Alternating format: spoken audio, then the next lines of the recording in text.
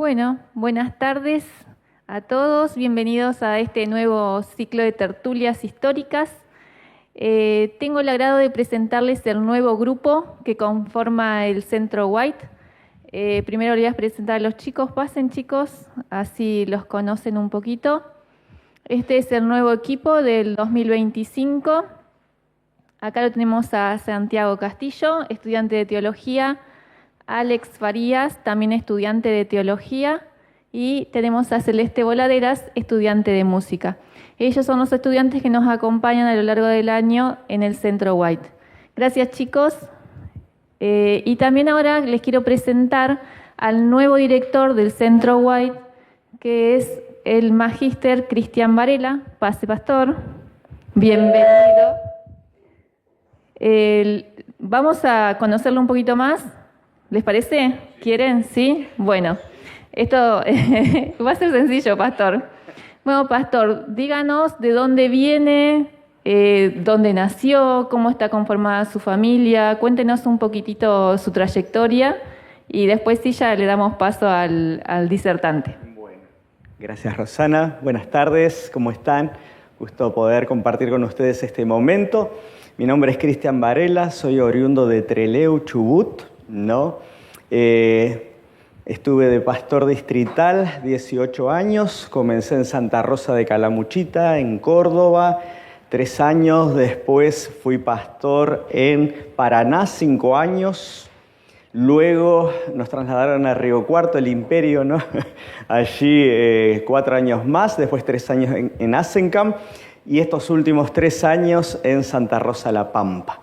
Así que podríamos decir que empecé mi ministerio en Santa Rosa y terminé en Santa Rosa, ¿no? Pero gracias a Dios, contento, feliz de estar sirviendo al Señor aquí en esta institución, contento por el gran equipo que tenemos y dar inicio, ¿no?, a este evento tan importante donde recordamos la historia y recordamos a personas que marcaron un antes y un después en la historia de nuestra iglesia. Realmente a mí me llamó la atención porque colportando en Comodoro, Rivadavia, encontré personas que habían conocido el Evangelio en una carpa por el pastor Belvedere. Después estuve colportando en Jujuy y en Catamarca y encontraba personas que habían conocido el Evangelio por el pastor Belvedere, ¿no? Entonces, realmente creo que llegó a muchos corazones. Llegó a muchas personas con esa pasión y ese empuje que tenía. Tuve clases una vez con él y realmente fue motivador, fue impactante su obra, su personalidad, ¿no? Y es por eso que hoy quisimos, en este contexto que venimos de Semana Santa, ¿no?, que fue hace unas semanas atrás, ¿no?, el hecho de recordar, y queríamos recordar, ¿no?, sobre todo este legado en su obra, en su ministerio, en su mensaje. Por eso quiero agradecer en primer lugar su presencia, agradecer al pastor Edgardo, quien ahora nos va a exponer, ¿no? Él ha hecho varias investigaciones, ha estado realizando artículos y principalmente para la nueva enciclopedia, ¿no?, adventista online, que se encuentra online. Él ha hecho la referencia, la investigación del pastor Belvedere. Así que para dar inicio a esta tertulia, los invito a que tengamos una oración. Querido Padre que estás en los cielos, te damos gracias por este momento donde vamos a poder recordar, Señor, al pastor Belvedere, quien ha dejado, Señor, una impronta, un legado sumamente importante en tu iglesia, en la vida de muchas personas. Pedimos tu dirección, tu bendición, Señor, y sobre todo con el pastor Edgardo, quien va a estar exponiendo, Señor, este mensaje para compartir con nosotros. Te lo agradecemos y lo pedimos en el nombre de Jesús. Amén. Pastor Edgardo, muchas gracias y todo el tiempo es suyo. Bueno, muchas gracias por invitarme. Siempre es un gusto pasar aquí y dar temas en la tertulia. Entiendo que tengo hasta las 7 de la tarde, un poquito antes. Bueno. No tanto. Bueno, yo quiero antes que nada comentarles que he preparado una cronología de los eventos principales de la vida del pastor Belvedere para que cada uno se lleve. Así que hay una copia aquí, pero si podemos hacer otras copias, sería interesante para que cada uno pueda tener una línea de tiempo de los principales hechos de su vida, desde su nacimiento hasta su fallecimiento, ¿no es cierto? Así que eso va a quedar, y si no, se los pasamos después por archivo, pero ahora ya lo vamos a estar preparando para que lo puedan tener. Primero que nada, quizás, ¿cómo surge este interés en estudiar la vida del pastor Belvedere y otros grandes evangelistas, ¿no es cierto? Cuando hice yo mi tesis de doctorado aquí en nuestra universidad, me fui dando cuenta que hubo grandes protagonistas del evangelismo público sudamericano del siglo XX que no estaban del todo estudiados. Entonces, en medio de ese proceso que tuve, como quien va trepando por un tronco, pero se iba interesando en diferentes ramas que están ligadas a ese tronco, y por esa razón yo preparé desde hace muchos años una biografía de este predicador que vamos a ver hoy, Belvedere, también otra de Arturo Schmidt, otra de Antonio Arteaga, otra de Salim Japas, y creo que fueron esos los que estudié, y otra de Walter Schubert, ¿no es cierto? Porque me parece que son las columnas principales de todo este proceso, que es muy importante, y en general yo me interesé por este proceso porque creo que la Iglesia tiene que empezar a historizar un poco más el siglo XX. El adventismo sudamericano del siglo XX está poco historizado, así que ese fue mi aporte, y lo sigue siendo en este sentido. Como dijo el pastor Varela, me encargaron el artículo de la enciclopedia adventista sobre Daniel Belvedere, hice uno sobre él. Hice otro también sobre Oliver Montgomery, que me encargaron. Recientemente, estos últimos días, me encargaron uno sobre la asociación en Buenos Aires, la bonaerense, así que vamos a estar haciendo, algún aporte más en este sentido. Hoy queremos, de alguna manera, revisar la filosofía evangelizadora de Daniel Belvedere y la práctica de esa filosofía, ¿sí? ¿Cómo construyó el método? ¿Por qué razón? Porque detrás de toda práctica que la Iglesia elabora, debiera haber una filosofía y un fundamento por debajo, ¿sí? Entonces, ¿de dónde surge esto que yo puse como título ecléctico e innovador? Porque él mismo se definió su método como ecléctico, ya veremos enseguida. ¿Por qué ecléctico? Porque reconoce todos los antecedentes, los integra en un todo coherente y los aplica, ¿sí? Ecléctico es algo que de alguna manera se alimenta de diferentes vertientes para tratar de alcanzar a un público lo más vasto posible, lo más variado posible, reconociendo la línea de diferentes evangelistas previos, pero a la vez, ofreciendo un menú muy amplio para los diferentes públicos que él tenía que alcanzar en Sudamérica, específicamente sus años de división, ¿sí? Muy bien, vamos a ir al principio. A ver, ¿quién fue? Para los que no conocen demasiado de este gran orador, gran hombre, gran predicador, gran pastor. Nació en 1938 en Buenos Aires, Argentina. Fue reconocido por muchos alumnos suyos, muchos pares suyos, muchos oyentes suyos también, como una de las figuras más influyentes en la promoción del evangelismo, que de alguna manera tuviera en cuenta el bienestar integral durante la segunda mitad del siglo XX aquí en Sudamérica, ¿sí? Lo podemos definir como teólogo, sí, como experto en salud pública también, como evangelista por sobre todas las cosas, pero también fue un estudioso, ¿sí? Y esto es algo muy importante que yo he notado en los grandes evangelistas sudamericanos del siglo XX. Todos fueron muy estudiosos, ¿sí? Todos fueron muy estudiosos. No es cuestión de salir y predicar porque se habla lindo, porque se habla bien. Todos fueron muy estudiosos. Cuando digo estudiosos, digo preocupados en hacer estudios de posgrado, ¿sí? Para poder consolidar su método, no solamente en un sentido práctico, sino también académico, ¿sí? Bueno, desarrolló él un enfoque innovador que combinaba espiritualidad, salud, educación, cultura, y así lideró campañas masivas en diferentes países de Sudamérica y Europa también, llevando a muchas personas a Cristo. Ahora, vamos un poquito más atrás incluso. ¿Cómo conoce el Evangelio y la familia Belvedere? Esto me lo contó Laura en largas charlas que tuvimos cuando yo preparaba su primera biografía. Los Belvedere, Mastrangelo, ¿no es cierto?, padre y madre de Daniel, vivían allí en Lomas de Zamora, y Ángela, si no recuerdo mal su nombre es Ángela, su madre escuchaba cantar detrás de la pared de su casa, su vecina, la familia Gómez. Escuchaba cantar y cantar. Así que le decía a su esposo Francisco, no, escuché eso es de chusma, no lo hagas. Pero ella escuchaba todos los viernes a la misma hora de tardecita, escuchaba cantar a los vecinos. Así que un buen día no pudo aguantar más su curiosidad y le preguntó a la vecina, ¿por qué canta siempre todos los viernes a la misma hora? ¿Qué canta? Y entonces la vecina le dijo, bueno, ¿quieres saber? Venga el próximo viernes y va a ver, le invito a mi casa. Así que la invitó a la casa y así, viernes a viernes, ellos recibían el sábado juntos y luego empezaron a estudiar la Biblia, y luego le compartieron libros y luego, se integran ellos a la iglesia allí en Loma de Zamora. Así comienza el trayecto de esta familia.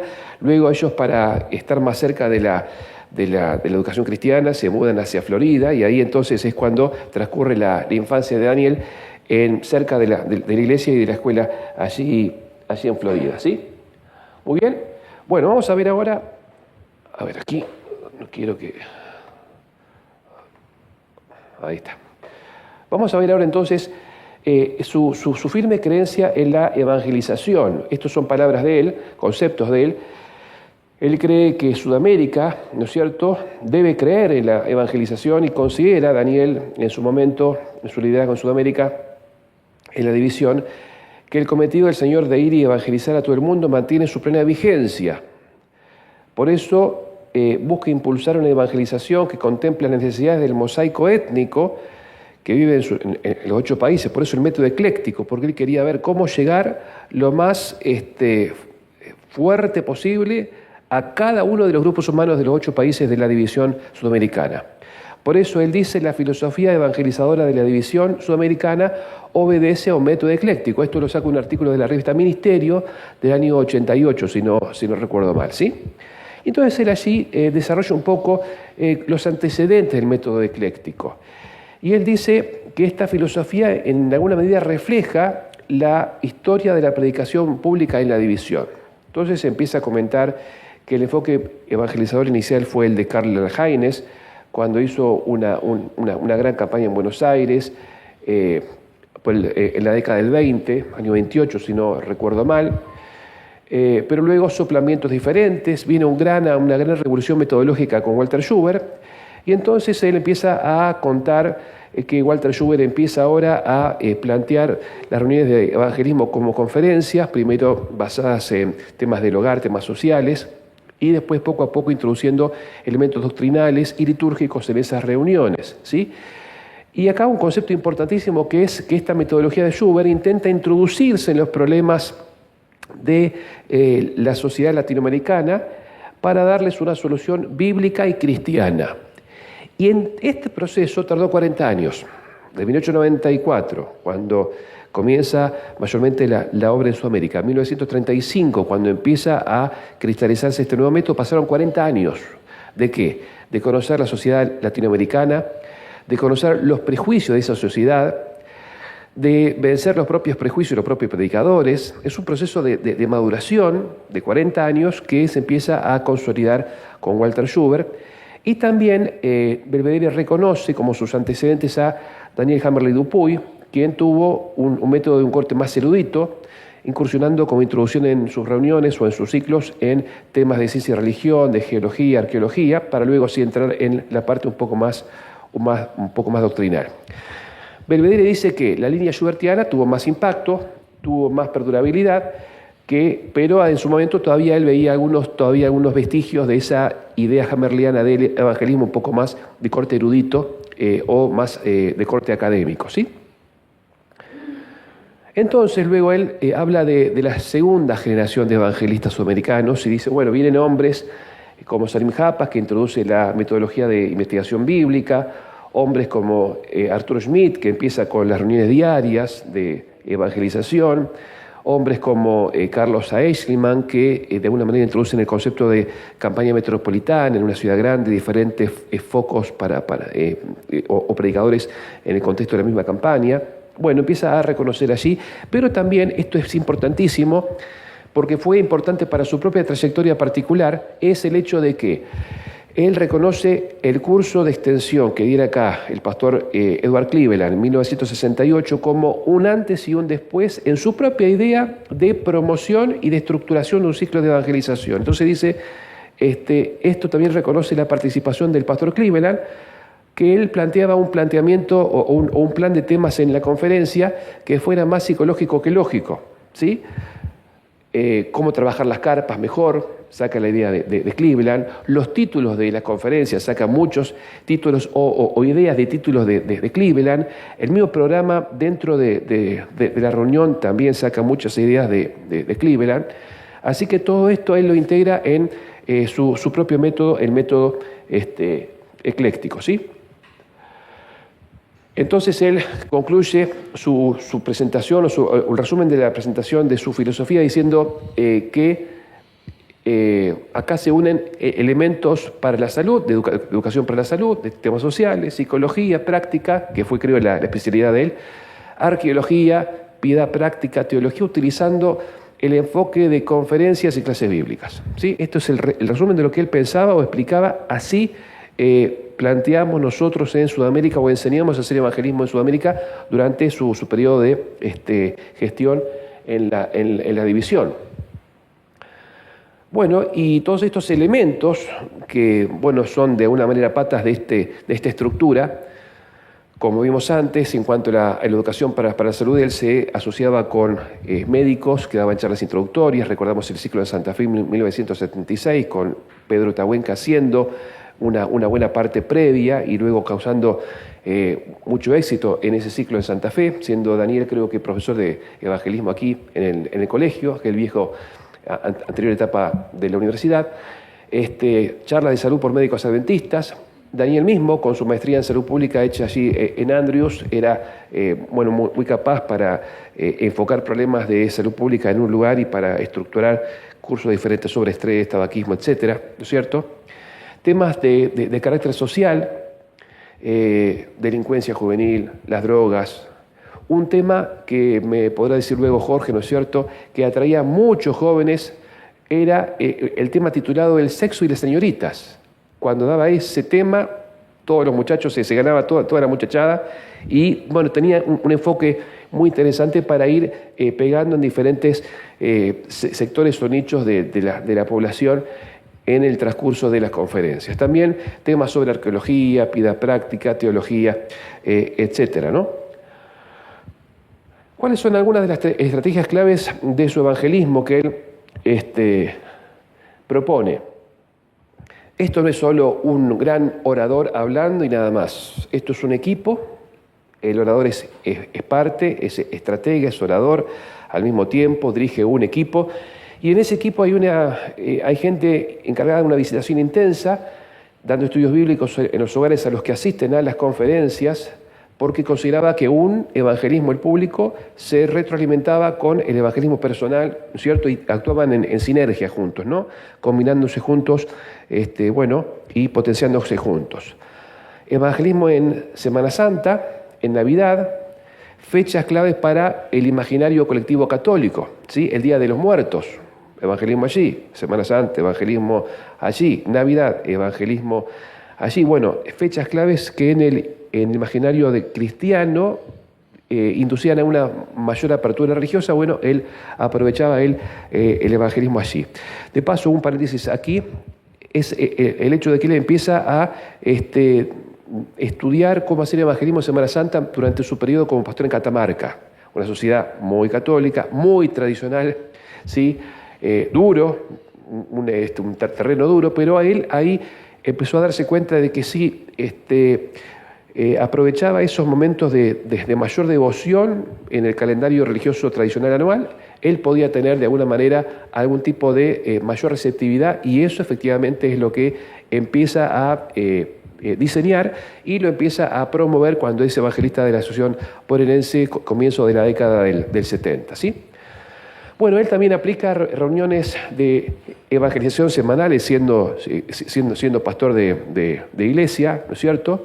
Después, sistema de clases bautismales regulares y permanentes. Como dije antes, la influencia de Cleveland la ve en el uso, o mejor dicho, más que en la incorporación, en la reincorporación del uso de carpas en una forma mucho más, permanente. Ya veremos enseguida por qué. Títulos impactantes, reuniones diarias para que el evangelismo pueda, entrar en un tipo de proceso dinámico que permitiera al oyente entender más completamente y con menos objeciones y dando menos tiempo a la oposición con ese evangelismo intensivo, ¿no es cierto? Esa era la idea para las reuniones diarias todos los días, ¿no? Bueno, con la predicación diaria, entonces, facilitaba que se recuerde el tema previo, mantenía el deseo vivo, sacaba a la gente de la novela, de la casa, o del partido, o de la TV, trataba de competirle un poco a esos atractivos que en cualquier hogar había. Menos tiempo a la oposición porque en 2 o 3 meses, cuando se armaba la oposición, ya el ciclo estaba empezando a cerrar, ¿no es cierto? Así que él pensaba que si se hacía demasiado extenso podía dar lugar a que la oposición cobrara fuerza, cobrara vigor. Un ciclo entonces en el momento podía durar 45, 60 noches o hasta 90 según el caso, según el lugar, según también el presupuesto que un campo o una región tuviera para solventarlo, ¿sí? Bueno, el evangelismo en carpa. Tenemos acá una foto, una de las fotos que se sacaron en aquellas carpas en aquel momento. Y se incorporan las carpas porque había dificultad en conseguir salones. ¿Por qué? Porque los clérigos siempre estaban allí, tratando de impedir o cerrar la puerta para que se alquilara o se facilitara salones para predicadores protestantes, en particular predicadores adventistas, ¿no es cierto? Así que, como había dificultades para conseguir salones o para conseguirlos en continuo por 3 o 4 meses, porque de hecho hoy vamos nosotros de alguna manera a Diamante a pedir por una semana seguida o cualquier localidad y cuesta porque hay diferentes programaciones de cine, etcétera. Así que él dijo, para que tengamos reuniones todas las noches necesitamos tener nuestro propio auditorio, nuestro propio lugar y, lógicamente, para que sea portátil tiene que ser carpa, ¿no es cierto? Así que por esa razón él decide incorporar, una de estas carpas de lona, fue una de las primeras carpas de lona en las que se realizaron. Era un método, que luego dio lugar a carpas inflables, que eran un poco más caras, pero traían a gente de un estrato social un poco más elevado. Era bastante viable económicamente, era eficaz para atraer a gente de toda clase social. Era un ambiente informal que daba cierta cercanía, cierto espíritu de amistad con las personas que iban allí. Se podía utilizar en barriadas de grandes ciudades o a veces en lugares céntricos con algún baldío bien ubicado, podían utilizar allí, ¿no? Y un ejemplo, temprano fue su primera histórica e icónica primera campaña de carpa en San Nicolás, ¿cierto?, que se dio en 1969-70. Allí entonces comienza y, luego hubo algunos incidentes con la carpa, como cuando le queman la carpa, fíjense ustedes, en Villa Ballester, ¿no es cierto? Villa Ballester, un dirigente religioso opositor, mandó quemar la carpa y así quedó la carpa, ¿no es cierto? Quemada, con todo lo que estaba dentro también quemado, el piano, no sé cuánto habrá podido soportar las llamas, pero luego se compró otra carpa o se fue allí a otro salón y pudo continuar y terminar el ciclo y se compró luego otra carpa. Pero sí había algunos incidentes y siempre hubo conflicto cuando se predicó el mensaje, ya lo sabemos, ¿sí? Esta es una de las carpas, aerocarpas que se utilizaba. No llegué a ver, dónde estaba ubicada esta, pero sí pueden ver acá, quizá un poquito pixelado, es hora de vivir o por un mejor vivir, era el lema, el cartel que estaba acá al lado de la carpa. Y entonces, una estructura que era llamativa, no aparece todos los días en ningún barrio una carpa así. De hecho, actualmente se están volviendo a incorporar 2 o 3 carpas inflables en diferentes asociaciones y en donde la ponen siempre la gente va porque, bueno, son vistosas, atractivas, no es algo frecuente, así que la carpa en sí misma ya era un llamador para la gente, ya era un atractivo para que la gente pudiera ir, ¿sí? Bueno, veamos un poco entonces cómo Daniel Belvedere busca adaptarse a diferentes públicos y pescar toda clase de peces, ¿no? Toda clase de peces, era siempre el propósito o el interés de él. ¿Qué hizo por la clase media alta? Bueno, él trató de, llegar a esta gente con un evangelismo en los mejores hoteles y salones, allí no en carpa, sino en salones de hoteles céntricos. Ahí incorpora seminarios de Apocalipsis, seminarios de psicología familiar, que eran su especialidad, a mi juicio, según lo que he visto. Enviaba cartas de invitación a diferentes personas, direcciones específicas, y convocaba a un público homogéneo, o sea, de un mismo nicho social o estrato social, en estos salones de hoteles o en salones de convenciones, ¿sí? Este era un enfoque para un público secularizado, de clase media. Se ofrecían allí impresos, inscripción a cursos, seminarios, eran con costo, ¿sí? Para darle cierto nivel. Allí entonces utilizaba la inscripción.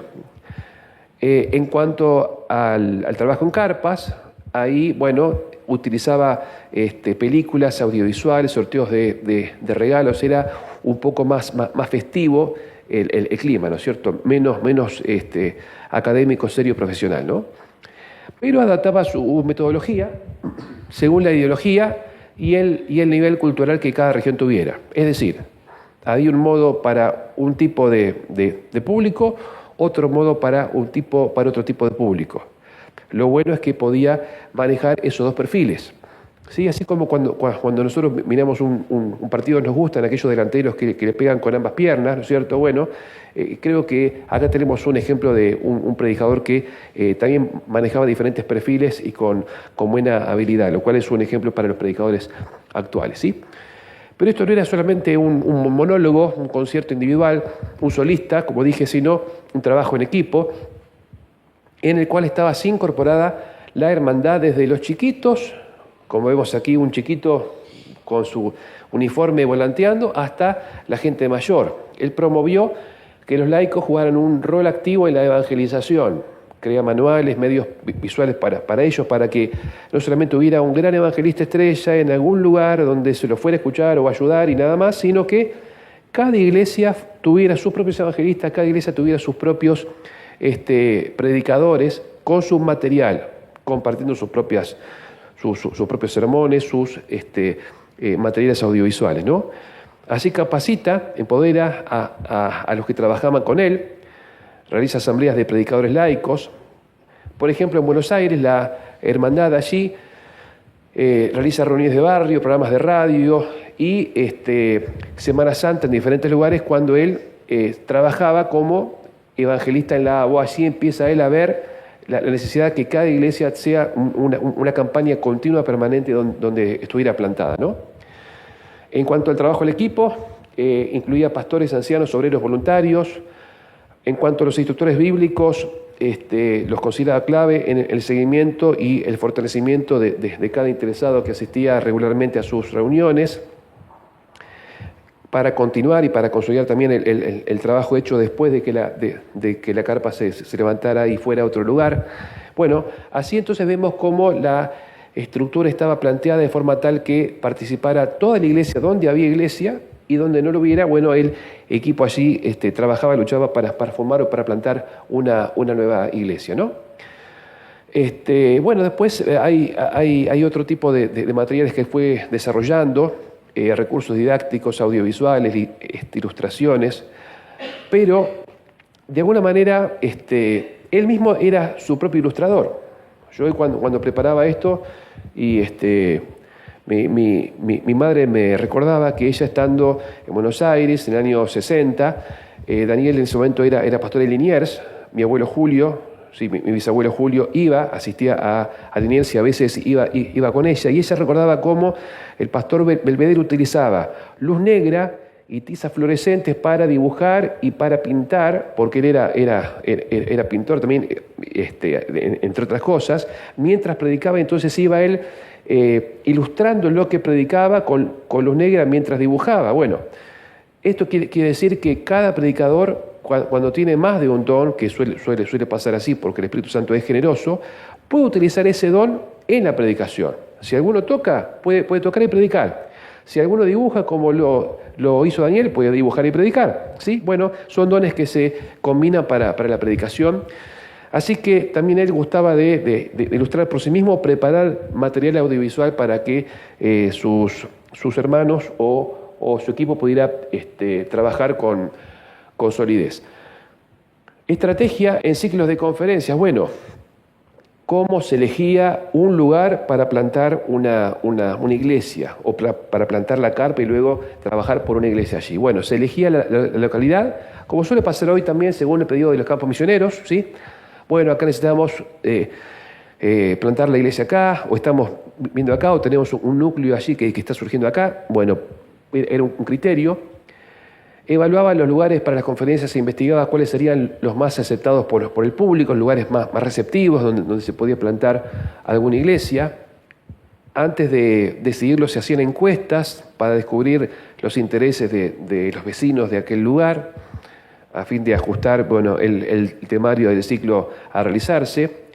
Y él organizó el Instituto de Bienestar Integral como una institución, como un paraguas bajo el cual se desarrollaran las reuniones, ¿sí? Para evitar el prejuicio prematuro. Bueno, el IABI, Instituto Argentino de Bienestar Integral, era justamente la comisión que organizaba estas reuniones, así como en su momento, en el momento de Schubert, ese primer paraguas institucional que se utilizó para esto fue la Sociedad Patrocinadora de Conferencias. En tiempo de Schubert y Hammerly, ellos crearon un paraguas institucional para entonces conseguir salones, etcétera, y manejarse en trámites y gestiones para la parte logística de los ciclos, ¿no?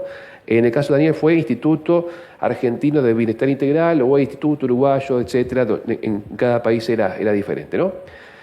Bueno, se iba ganando la confianza desarrollando programas para el bienestar del público, como dije antes, en salud, en psicología, en familia, etcétera. Y esto llevaba un proceso gradual de conocimiento, de conversión, bautismos a través del conocimiento y, muy importante, la práctica de las enseñanzas bíblicas que se iban impartiendo en forma gradual. Bueno, acá algunas ideas en relación con su metodología homilética. La forma como él predicaba o el enfoque para su predicación, ¿sí? Hace unos días atrás subí a mi página, 3-4 semanas atrás, un libro titulado La metodología homilética de Daniel Belvedere, en el cual estudio su enfoque para enseñar Apocalipsis, ¿sí? Así que ustedes pueden verlo después en mi página, descubraediciones.blogspot.com, ahí la pueden bajar, descubraediciones.blogspot.com. Bueno, pero en resumen, él basaba esa metodología de predicación en un estudio diligente y contextualizado de las Escrituras, siempre al estilo adventista, utilizando la Biblia como su propio intérprete, ¿sí? Comparando texto con texto, la centralidad de Cristo en toda la Biblia, fomentar un respeto por lo que la Biblia diga, ¿sí? La autoridad de la Biblia para aconsejar o para configurar la fe personal, ¿no? Se ve allí, ¿no es cierto?, destaca la necesidad de un estudio diligente dedicado para entender la Biblia, la equivalencia de Antiguo y Nuevo Testamento para poder iluminar el camino del creyente, tanto del creyente católico como del creyente protestante, evangélico, etc. Y él trata de alguna manera subrayar la coherencia entre teología y experiencia cristiana, es decir, que las grandes enseñanzas que la Biblia tiene y que maravillan a la gente que empieza a conocer, tiene que tener un correlato en el vivir, ¿no es cierto? Practicar aquellas cosas que se van descubriendo y que no quede solo en un gran descubrimiento cultural y nada más, ¿no? De ninguna manera. Bueno, acá tengo algunas otras imágenes. A ver, pero yo quiero ir acá.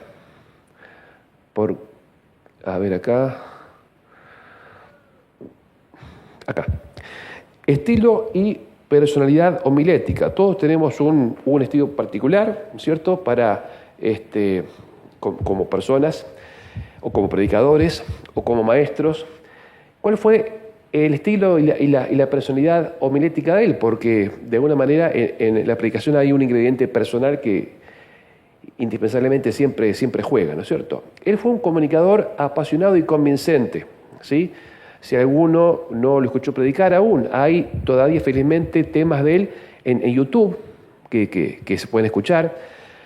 Hay una serie, Pienso, Existo y Creo, excelente, maravillosa, que la pueden escuchar. Pienso, Existo y Creo, busquen así. Después hay un seminario que él dio en Bilbao sobre Apocalipsis. Toda la serie completa son 29 temas, pueden escucharlo también allí. Y pueden entonces, darse cuenta qué clase de predicador apasionado y convincente fue él, ¿no? Su tono irradiaba e irradia todavía, porque sigue sonando su predicación, convicción en lo que enseña, pero a la vez establece cercanía con la audiencia, con un lenguaje coloquial, expresiones informales, un tono conversacional, y se dirige a individuos específicos. Es un ejemplo de esto cuando ustedes escuchen su serie en Bilbao. Es argentino y no niega hacerlo, pero se acerca mucho a la forma de hablar del público allí vasco que él de alguna manera está enfocando. De hecho, hace 3-4 días atrás me manda un mensaje el pastor José Plesia, que estaba predicando en estos días allá en Bilbao, en la iglesia, y me dice: mira, acá estoy cenando con 3 o 4 personas que son fruto de aquella campaña que Daniel hizo en el año 80 y pico, 90, acá en Bilbao, ¿no? Así que las obras y los frutos siguen y continúan, ¿sí?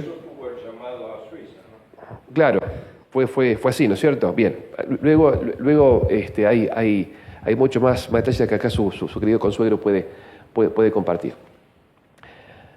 Otro factor importante, el uso ocasional de humor y anécdotas sirven para ilustrar puntos, ¿sí? Hacer enseñanzas memorables, conectar con la audiencia, incluyen experiencias personales o relatos bíblicos, analogías prácticas, etcétera, ¿no? Y acá, ¿no es cierto?, me contaba Laura en algún momento cómo él siempre decía, cuando llegaba a algún punto de su predicación o de su serie, decía: ¿y quién tuvo la culpa de esto?, preguntaba. El conejito pequeño. El conejito pequeño. Y la gente preguntaba: ¿quién es el conejito pequeño? Ya van a saber quién es el conejito pequeño. Y llegaba a otro punto crítico y decía: ¿pero por qué pasó esto? Por el cuernito pequeño. Y entonces la gente estaba con el cuernito pequeño, ¿no es cierto?, sumando intriga, hasta que finalmente llegaba el tema de Daniel 7, etcétera. Pero utilizaba esos tips, ¿no es cierto?, para mantener el interés vivo de la gente, ¿no? También era exigente y directo al corregir errores, pero noble para pedir disculpas, enérgico, vehemente contra la oposición, pero también sensible y tierno al predicar. Cuando él predicaba en series de Semana Santa o en series de evangelismo, había un día muy especial y clave en esas reuniones, que era el día cuando predicaba sobre la cruz de Cristo, ¿sí? Y ese día, entonces, me contaba Laura, bajaba la luz, ponía música, empezaba a dibujar el Calvario, ¿no es cierto?, y la gente salía de esa reunión convertida, ¿sí? Hacía un clic respecto del sacrificio de Cristo y el valor del sacrificio de Cristo por su propia vida, ¿no? Era un momento importantísimo, clave en la serie general, ¿no es cierto? Bueno, todo eso de alguna manera contribuía a su objetivo general, que era traer la gente a Cristo, ¿no? Terminando ya, impacto y legado. Bueno, una metodología efectiva para atraer y mantener la atención en temas complejos, logrando comunicar conceptos profundos de la Biblia en forma accesible, interesante, un enfoque que condujo a grandes decisiones, 100 y pico en San Nicolás y hasta 1100 en Ecuador, también en su momento. Tuvo un papel, y esto es fundamental y es muy, pero muy importante. Más importante todavía que cuántas almas gane un predicador, un evangelista, es cuántos predicadores deja tras sí, ¿sí? Multiplica los frutos bárbaros, multiplica predicadores. Esto es el legado más importante, no solamente que un predicador pase y deje iglesias tras su paso, sino que deje predicadores que a su vez hagan lo mismo, ¿no? Que un manzano plante manzanos, eso es lo que justamente logró él y otros grandes predicadores, ¿no? El impacto de su enseñanza llevó a personas a sentirse transformadas, demostró que la evangelización no es exclusiva de predicadores profesionales o estrellas o estelares, sino que puede estar también para el obrero voluntario, para el joven, para el niño también. Y por último, ya cerrando, vemos que su metodología estuvo arraigada en la Biblia, pero fue adaptable a contextos y públicos diferentes y fue clave para el éxito de su evangelismo allí en Sudamérica.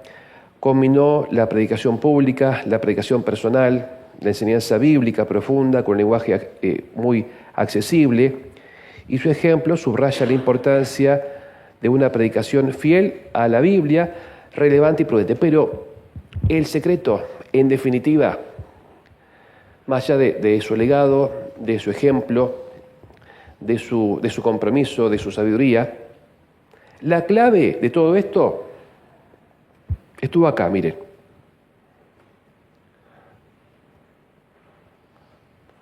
Esta fue su Biblia.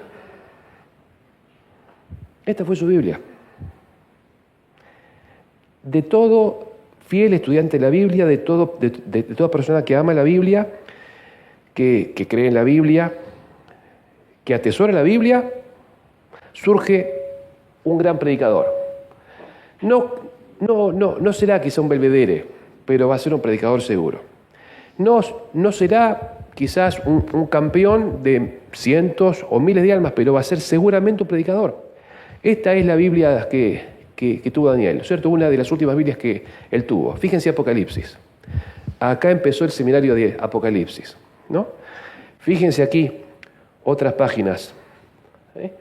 Acá empezaron algunas de las 65 conferencias del estudio de la Biblia, del estudio bíblico. Ahí y siempre ahí es donde surgen los predicadores, donde surgen las iglesias, donde surgen los libros, donde surgen los pastores. Siempre surgieron y van a seguir surgiendo de acá.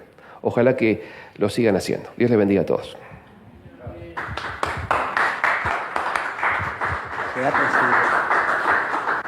Muchísimas gracias, pastor. Y vamos a dar un momento para preguntas, una observación que quieran hacer. Escuchamos. Sí, pastor. Quienes tuvimos la oportunidad de ser alumnos de él, era imposible salir de una clase o acompañar una conferencia y no ser contagiado por el entusiasmo que tenía. Admirable realmente. Yo agradezco a Dios por lo que significó el periodo en el cual tuvimos al pastor Belvedere y un tiempo posterior donde alumnos de él siguieron con el sistema, con la modalidad de predicación del Evangelio. Yo me siento muy feliz porque la iglesia luego encontró alguna otra manera. Lo que lamento es que de pronto perdimos un poco aquello que teníamos en su momento. Es necesario hacer esto sin dejar de hacer aquello. De pronto el sistema de evangelización que tenemos hoy en día, donde un predicador viene y recoge el fruto del trabajo de los hermanos de iglesia, de los pastores, y está una semana y se va, me parece excelente, y gracias a Dios por esto. Pero cuando hablamos de introducir el Evangelio en alguna localidad donde no hay presencia adventista, nada mejor que el sistema o el método que nos dejara el pastor Daniel Belvedere. Ojalá la iglesia volviera un poquito a implementar esas posibilidades. Yo sé que los tiempos cambiaron. No es lo mismo hoy en día llevar a personas 60 noches a un lugar de reuniones. Sin embargo, predicar el Evangelio en tan solo una semanita es imposible, y de pronto, como resultado de eso, hay mucha gente que no está realmente preparada para el bautismo. Gracias a Dios por esto, y ojalá volvamos a esto sin dejar de hacer aquello que hoy en día enfatizamos, ¿no? Gracias, Pastor. El tema de la transición es tema para otra tertulia, pero no se puede filmar. Bien, Pastor, muchas gracias. Sí, Pastor. Bien, gracias. No podía dejar de decirlo. Tuve 2 experiencias con Belvedere. 3 meses en Río Cuarto. Ahí nació la iglesia de Río Cuarto. Y otros 50 días en la ciudad de Córdoba, en el Cine Rex, en pleno centro de Córdoba, la Plaza Central, ahí. Lo que yo admiré de Daniel Belvedere es el filo absoluto, la rapidez. Un ejemplo. Da un tema él y habla sobre los mundos creados que no es este. Y lo hace con toda seguridad. Tanto es así que alguien a pocos metros de donde yo estaba levanta la mano, era un cura, y le dice así: licenciado, así, ¿no? ¿Cómo me demuestra usted de que hay otros mundos que son creados o están creados? Así como hizo la pregunta y tan rápido como lo hizo el sacerdote, el pastor Belvedere le contesta: este mundo es creado y está habitado. El que tiene que demostrar que los otros no están habitados eres tú. Así que demuestra tú ahora. No, está bien, perfecto, me siento, está bien. Así fue. Es decir, el manejo de la Biblia, y siempre los textos a flor de labios, no los he encontrado, en otros lugares, por no decir. Gracias, porque bueno, eso me gusta de estas tertulias, que siempre surgen cosas nuevas que sería bueno y retroalimentan todo esto. Pero yo quisiera pedirte, Jorge, si vos podés confirmar, ratificar o rectificar esto, porque vos tuviste a Daniel en tu propia familia, así que me gustaría, pedirte un comentario general al respecto.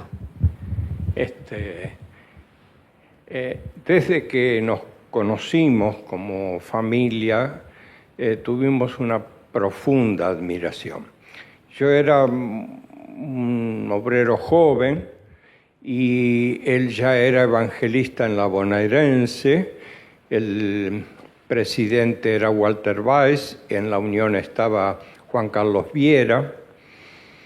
Y no le era fácil a Daniel imponer sus ideas, y había gente mayor, pastores que estaban a punto de jubilarse, que objetaban. Y entonces él, con la firmeza propia de Daniel Belvedere, decía: hermanos, esto que yo les estoy presentando es para aceptarlo, no para objetarlo. Habrá otro momento en que daremos oportunidad para otras ideas. Y había que hacerlo. Unos ejemplos personales, pero cómicos, ¿no?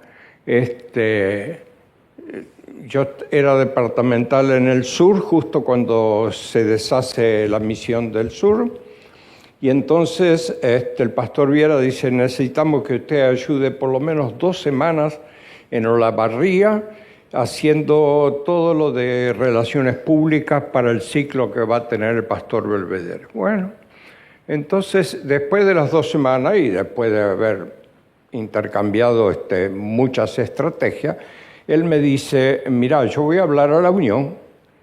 Era un ciclo financiado por la Unión en ese momento, o él ya estaba en la Unión, no sé. Y vas a tener que acompañarme los 3 meses. Y yo tuve una reacción que hoy en día me admira el atrevimiento mío. Le dije: no, bajo ningún punto de vista, pastor.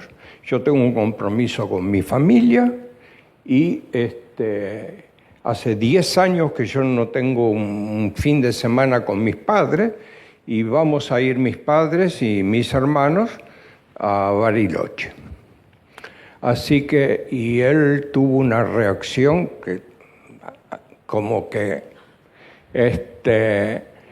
y entonces, finalmente yo no pude frenar el compromiso familiar, y él dijo, bueno, vos te estás yendo en un momento justo, porque era Semana Santa. Cuando vengas, te va a tocar lo que sobre, el reparto de los interesados. Pero claro, yo no sé si era el único, pero tenía un autito, aunque Citroën nuevo, y me dejaron toda la orilla de la ciudad. Pero no eran los descartables. Y el Señor me permitió, no sé cuántos otros tuvieron, creo que Roberto también alcanzó, Roberto Pereira, a 40 o 40 y algo, pero tuvimos el privilegio de bautizar ese número de gente.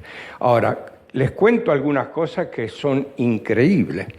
Todo comenzaba a las 8 de la mañana con una reunión de equipo, donde hasta las 10, 10 y media, se repartían nombres y se hacían comentarios. Después íbamos a tener algunos estudios, almorzábamos todos juntos, porque la asociación había previsto, o la unión, una hermana, la esposa del pastor Avellaneda, era la jefa de cocina. Entonces, a las 2 comenzábamos a visitar la gente, y las visitábamos a veces sin alcanzar a cenar hasta la hora que comenzaba el ciclo. Muchos momentos de la campaña tenía 3 turnos. Por ejemplo, el curso para dejar de fumar y el primer y segundo turno de las conferencias, y otras semanas especiales. Y entonces, ¿qué les parece que pasaba después de las 3 reuniones? Ya para esto, cerca de las 11 de la noche. Cada uno recibía un territorio y a repartir volantes para el otro día. Y yo recuerdo, no sé si pasó alguna otra vez, 2 veces, porque los territorios eran calles y no manzanas. Había que hacer calle. 2 veces me desperté con las campanadas de la Iglesia Católica acostado en un banco de la plaza, porque eran las 6 de la mañana y ya no daba más.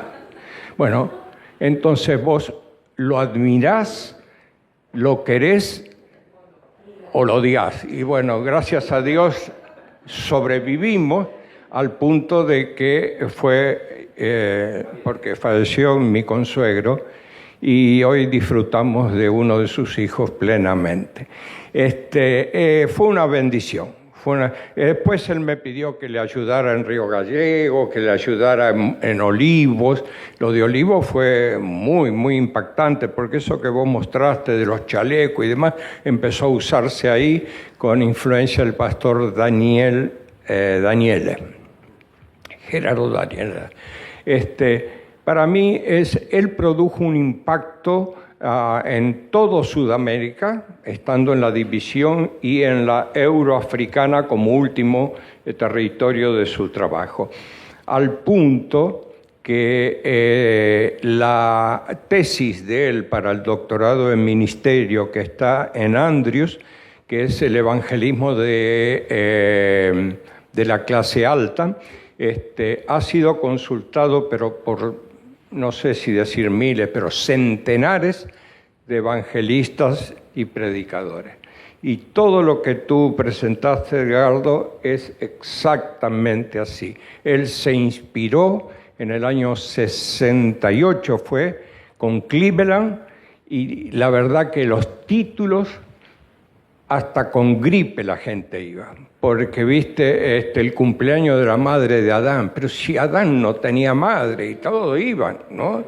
Y así fue una bendición. Y nos contagió de tal manera que cuando me llevaron después de ese ciclo de Olavarría, el equipo estaba el pastor Mayer, pastor Avellaneda. Hicimos lo mismo en nuestra iglesia. Me mandaron a Loma de Zamora, una iglesia muy dividida por hermanos mayores, y al punto siempre digo que cuando poníamos la red para jugar al vóley no hacía falta elegir los equipos, y saqué a toda la muchachada para evangelizar una localidad llamada, se me fue el nombre ahora, donde se formó una gran iglesia. Copiamos todo lo del pastor Belvedere con carpa. Yo no era ordenado todavía, así que el pastor Cicalo vino a bautizar. Fue maravilloso, de los cuales hoy no, ya algunos a punto de jubilarse, salieron 13 obreros, entre los cuales Bruno Razo y todo eso. Y después nos mudaron por un año nada más a Avellaneda y pudimos hacer surgir otra iglesia, pero también con métodos del pastor Belvedere. Una inspiración. Muchísimas gracias. Tengo allí en esa caja materiales propios del archivo personal del pastor Belvedere que me fueron regalados a mí como biógrafo de él, pero yo lo estoy hoy mostrando a ustedes y dejando en posesión del Centro Huay, porque seguramente allí habrá material importantísimo para que otro tesista, estudiante, pueda seguir estudiando y publicando cosas de él. Así que cuando terminemos voy a estar mostrando allí y explicando un poquito para los que lo quieran ver, ¿no? Pastor Edgardo, muchísimas gracias. Un aplauso para Edgardo. Y ya nos adelantó algunos títulos para próximas tertulias, ¿no? Muy, muy lindo, así que agradecemos su tiempo, su disposición, así como el de ustedes. Agradecemos al Canal 2 también por estar aquí y poder expandir, ¿no? A través de las redes, de los medios, este tema tan importante. También al IDEC, ¿no? Que nos ha prestado aquí su salón. Así que agradecemos. Vamos a repartir luego a todos los que están interesados aquí una cronología de los eventos principales en la vida del pastor Daniel Belvedere. Allí le voy a pedir a Santi si lo puede tener para repartir a aquel que esté interesado. Sí, pastor. Quiero decirle que admiro al pastor Edgardo por estar haciendo justicia, porque lo que pasa es que ya pasaron 2 generaciones después del pastor Belvedere, y cuando murió la señora en octubre pasado y los hijos vinieron a vender las cosas, estaban regalando algo que para mí la iglesia tendría que verlo. No sé cuánto vos heredaste. Bueno. Y me da pena porque regalaban las cosas del pastor Belvedere y no había tantos interesados y nos dolía. Y la admiración fue de tal manera de cómo él dedicó su vida y su entrega a la obra, que entre los libros que los chicos estuvieron revisando y que hacían simplemente así, encontraron un cheque por varios miles de dólares que se había olvidado de cobrarlo. ¿Qué va a hacer? Muy bien, muy bien. Muchas gracias y vamos a hacer una oración. Le voy a pedir al pastor Edgardo que pueda tener la última oración. Muchas gracias, oramos. Querido Padre Dios, muchas gracias. Queremos darte por estas vidas cuyo legado continúa. Gracias, Padre, porque la predicación del Evangelio continúa. Tenemos que volver a estudiar algunas cosas, volver a repasar y seguramente la llama se encenderá más fuerte que nunca y surgirán nuevos predicadores, nuevos evangelistas. Ese es el deseo en definitiva con todo esto que se hizo hoy y lo que se seguirá contribuyendo. Querido Padre, ahora pedimos que sigas bendiciendo a la iglesia aquí representada y donde estemos podamos ser predicadores, testificadores de este gran amor y este mensaje que sigue vivo y pronto triunfará. Pedimos estas cosas agradecidos por Jesús. Amén.